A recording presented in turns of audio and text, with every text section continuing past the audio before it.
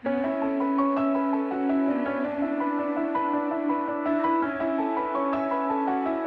afternoon.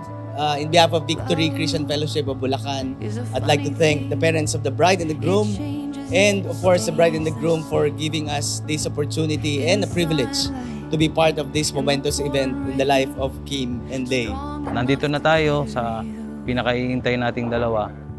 Hanggang ngayon, di pa rin ako makapaniwala na eto na tayo at yung salitang mahal kita ay napakalalim na kahulugan para sa akin. Kaya, I love you.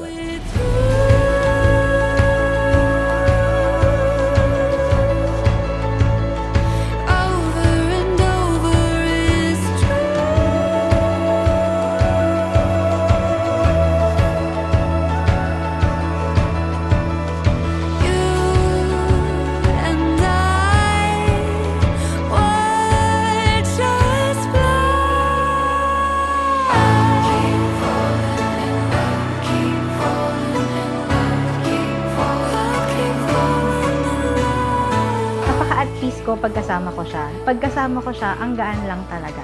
Sobrang may peace. Tapos yun nga, ang saya niya kasama.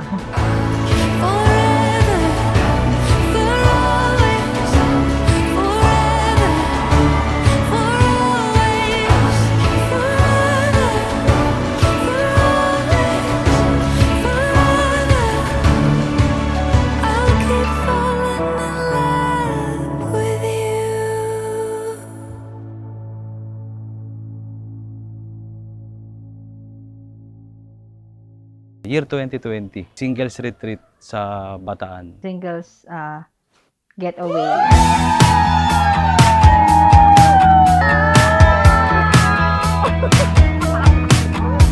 Kislap ng iyong mga mata,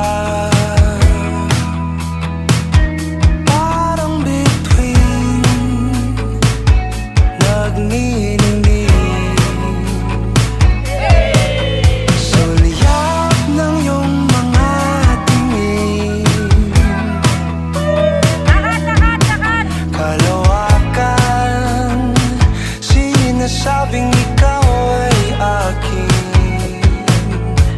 Nung tayo'y unang nagkita, nung tayo'y unang Finally, dito na tayo after almost 2 years na natin na together. Finally, this is it. I love you. See you later.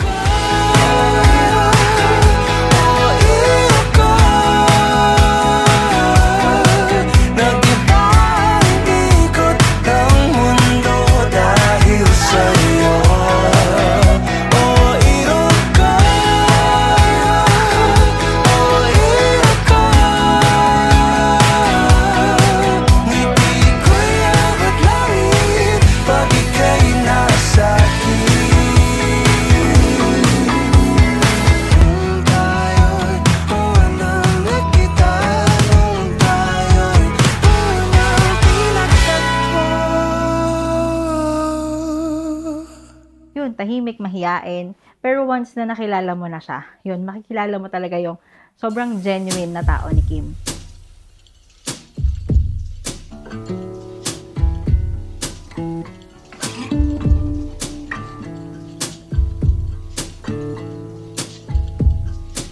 Simple siya, simpleng maganda. Yun yung pinaka nagustuhan ko sa kanya. Saka napakabait niya.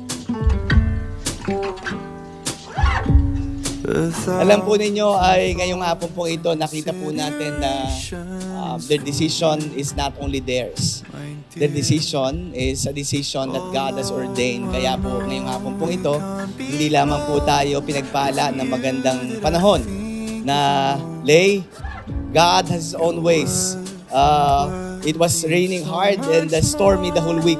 Pero dahil nagtatanong ka, Lord, itutuloy ba natin ito? Sabi ni Lord, tuloy na tuloy ito. Emeralds and symphonies and all the flavors of a feast, all that and more in my eyes at least. Oh! Thank you. Lay, my love. Hello, my love. Sana ay magustuhan mo itong simpleng regalo ko. Tanda ito ng pagiging simple ko na nagmamahal sa'yo. Mahal na mahal kita. I miss you na I love you. Kiss with love. Kim, no? Oh!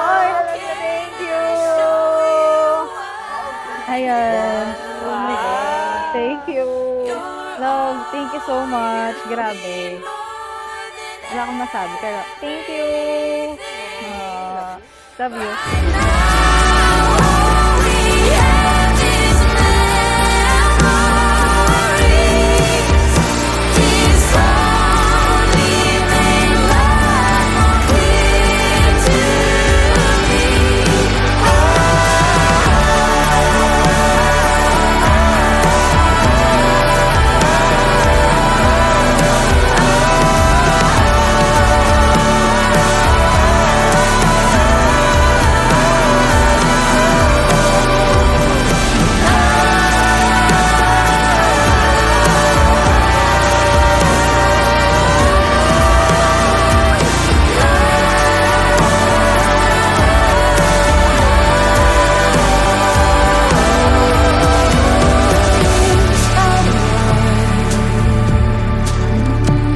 To be certain of,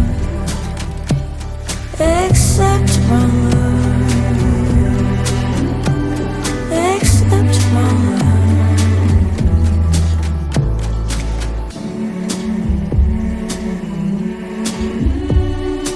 Kim, because you worked for it, and because Lay, you have prayed for it. And because God has ordained it. Kim, you may now kiss your bride